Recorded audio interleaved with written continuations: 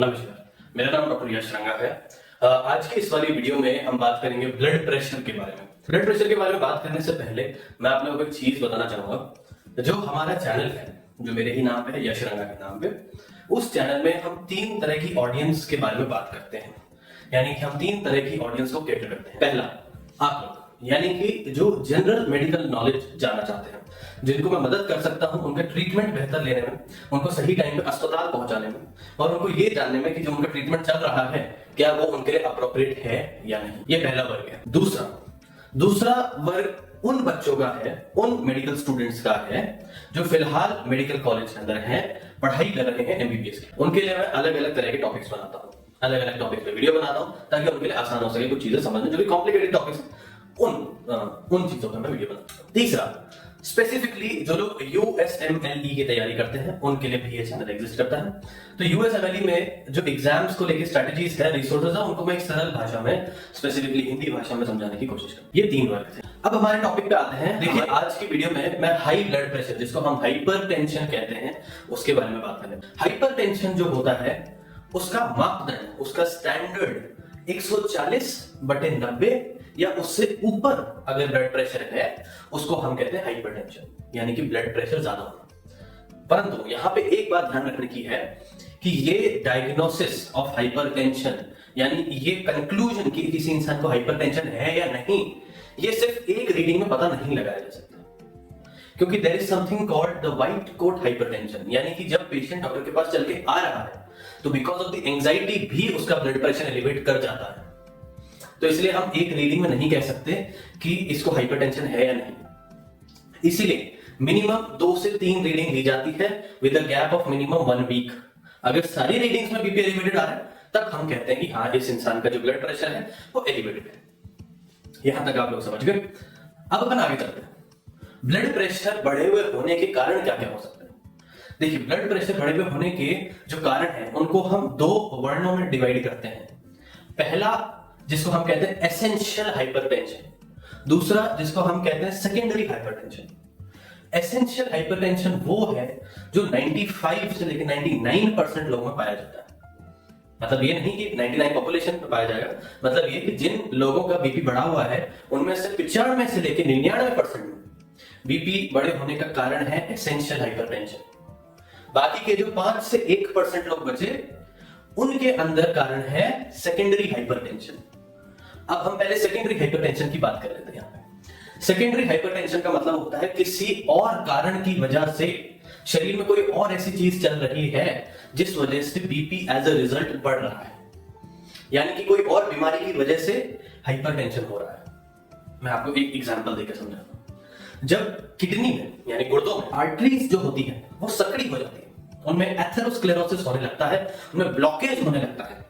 उस केस में क्योंकि किडनी के पास ब्लड फ्लो कम हो गया तो किडनी कुछ ऐसे पदार्थ निकालती है, for example renin, angiotensin, aldosterone, जो कि आपका ब्लड प्रेशर बढ़ाते हैं। रीनल हाइपरटेंशन या कह लो secondary to renal poor blood flow जो हाइपरटेंशन होता है वो एक एग्जांपल है सेकेंडरी हाइपरटेंशन का।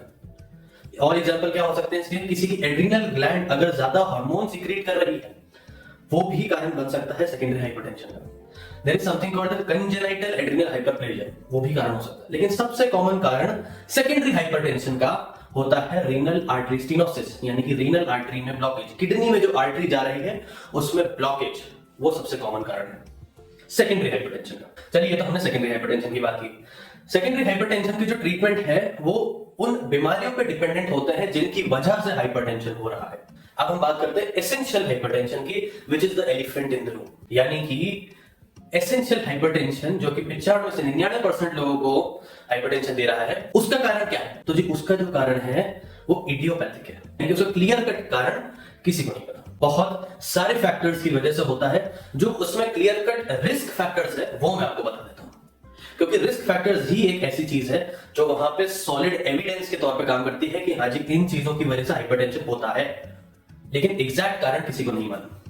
तो रिस्क फैक्टर्स की अगर बात करें एसेंशियल हाइपरटेंशन की, तो सबसे इंपॉर्टेंट रिस्क फैक्टर यहां पे आता है तो ओबेसिटी, जो आपकी आर्टरीज है पतली पतली on the periphery of your body, आपकी बॉडी की बाहरी सतह पे जहां पे फैट ज्यादा है, उन आर्टरीज को कंप्रेस करता है, इस वजह से बीपी जो है शूट अप करता है। दूसरा कारण जो और ज्यादा कॉमन है वो है अल्कोहल। शराब के सेवन की वजह से बीपी बहुत ज्यादा राइज करता है। जब अल्कोहल छोड़ा जाता है तो एक इमीडिएट इफेक्ट देखने को मिलता है, बीपी कम से कम 10 से 12 ड्रॉप करता है। जो ऊपर वाला बीपी की रीडिंग होती है उसकी बात कर रहा हूं, ऊपर वाली रीडिंग है सिस्टोलिक, यानी सिस्टोलिक के अंदर 10 से 12 का फर्क देखने को मिलता है इमीडिएटली।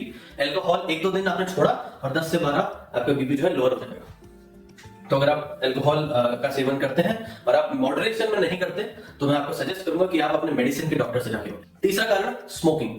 स्मोकिंग भी मेजर कारण है, although not as significant as alcohol. चौथा कारण जेनेटिक्स। जेनेटिक्स भी इसमें एक मेजर रोल प्ले करता है। जिनके माता पिता के अंदर, जिनके दादाजी के अंदर हाइपरटेंशन रहा है, उनको होने के चांसेस ज्यादा है। पांचवा कारण एक्सेसिव सॉल्ट कंजम्पशन। बहुत ज्यादा जब हम सॉल्ट कंज्यूम करते हैं, NaCl कंज्यूम करते हैं, तो NaCl हमारे शरीर के अंदर सोडियम को रिटेन करता है और जो सोडियम होता है वो पानी को रिटेन कर पाता है। और अगर आपकी बॉडी में ज्यादा पानी होगा तो आपके ब्लड वेसल में ज्यादा पानी होगा। अगर मैं एक पतीले में ज्यादा पानी भर दूं, उसको ऊपर से ढक्कन लगा के, तो उस पतीले की वॉल पे प्रेशर बढ़ने लगेगा। सेम चीज आपके साथ भी होगी। अब हाइपरटेंशन के सिम्टम्स क्या क्या आते हैं, इसके लक्षण क्या क्या है? तो देखिए, जो सबसे कॉमन लक्षण है वो है सर दर्द होने लगेगा। दूसरा है बार बार पेशाब लगना। लेकिन मोस्ट कॉमनली जो हाइपरटेंशन होता है, एसेंशियल हाइपरटेंशन होता है, वो एसिम्प्टोमेटिक होता है, उसमें कोई सिम्टम नहीं आते। इसलिए इट इज इंपॉर्टेंट कि अगर आप 35 या 40 साल से ऊपर है तो आप रेगुलरली अपने बीपी की जांच करते रहें, क्योंकि हो सकता है आपको अंडरलाइन हाइपरटेंशन हो। और अगर हाइपरटेंशन अर्ली स्टेजेस में है तो ट्रीटेबल है, वो क्योरेबल है, इसलिए उसको जल्दी पकड़ना जरूरी है। अगर आप 35 या 40 साल से ऊपर के हैं तो हर महीने घर पे बीपी मशीन से कम हफ्ते में 2 बार जांच कीजिए। आप फिक्स कीजिए कि महीने का जो आखिरी हफ्ता होगा उसमें मैं 2 जांच करूंगा। ये जांच आप खुद से भी कर सकते हैं, बस आपको एक ऑटोमेटेड मशीन बांधनी है अपने हाथ पे और आपकी रीडिंग आ जाएगी। डिस्क्रिप्शन में मैंने एक लिंक दिया है, PDF का लिंक है वो। उस PDF को आप प्रिंट करके उसके अंदर अपने बीपी के लॉग्स को मेंटेन कर सकते हैं। अगर आप चाहें तो मैंने डिस्क्रिप्शन में एक ईमेल भी दिया है, आप अपने लॉग्स को जो बीपी आपने लिखा है वो आप मेरे साथ शेयर कर सकते हैं। मैं आपको बताऊंगा कि आपको डॉक्टर की अटेंशन की जरूरत है या नहीं है, नेक्स्ट स्टेप क्या होना चाहिए आपके मैनेजमेंट के अंदर। अब अगर मैं कुछ कॉम्प्लिकेशंस की बात करूं हाई बीपी की वजह से, तो देखिए, पहली बात, मैं आपको डराने के लिए नहीं कह रहा हूं। मेरा उद्देश्य सिर्फ इतना सा है कि मैं आपको एक अवेयरनेस दूं अराउंड दिस टॉपिक, ताकि आप अगर फील कर रहे हैं कि आपको हाई बीपी है, अगर आपको ऑलरेडी डायग्नोज्ड है, तो आप एक कंप्लीट फॉलोअप लें, आप अपने ट्रीटमेंट को जाने, आप अपने बीमारी को जाने और उसका इलाज लें। ये मेरा एम है। तो अगर कॉम्प्लिकेशंस की बात करें तो बीपी में सबसे जो मेजर कॉम्प्लिकेशन है, मैं सबसे कॉमन नहीं कह रहा, सबसे मेजर कॉम्प्लिकेशन है, that is brain haemorrhage. Brain haemorrhage का सबसे important cause is high BP. Second is also related to the brain, it is ischaemic stroke, यानी ब्रेन के अंदर जो आर्टरीज जा रही है उनके ब्लॉकेज का सबसे common cause it is also hypertension. चौथा कॉम्प्लिकेशन जो कि बहुत ही कॉमन है वो है रीनल फेलियर। रीनल फेलियर में जाने लगता है इंसान ग्रेजुअली, अगर बीपी अनकंट्रोल है तो।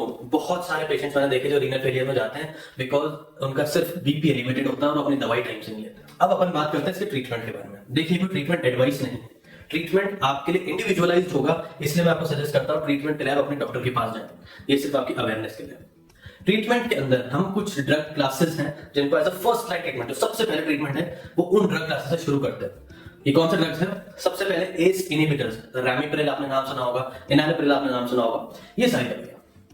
दूसरा कैल्शियम चैनल ब्लॉकर यानी एम्लोडिपिन हम यूज करते हैं। तीसरा, कुछ लोग अगर एस इनहिबिटर्स यानी कि रैमिप्रिल ये सब सूट नहीं करती है, एनालिप्रिल वगैरह सूट नहीं करती है, तो उस केस के अंदर हम मूव करते हैं आर्ब्स पे, एंजियोटेंसिन रिसेप्टर ब्लॉकर। उसके एग्जांपल आ जाते हैं टेलमिसार्टन, वेलसार्टन, लोसार्टन, ये सारे। ये फर्स्ट लाइन ट्रीटमेंट्स हैं। अगर ये काम नहीं करते तो we move over to the second line treatments, जिनको हम डिस्कस यहां नहीं करेंगे because that will be too much of a detail. तो इस वीडियो को यहीं तक रखते हैं। मैं उम्मीद करता हूं आपको ये टॉपिक समझ में आया होगा, आपको आपकी बीमारी के बारे में इंसाइट मिला होगा, आपको कुछ नॉलेज गेन हुई होगी।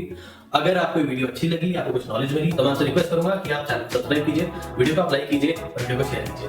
Thank you.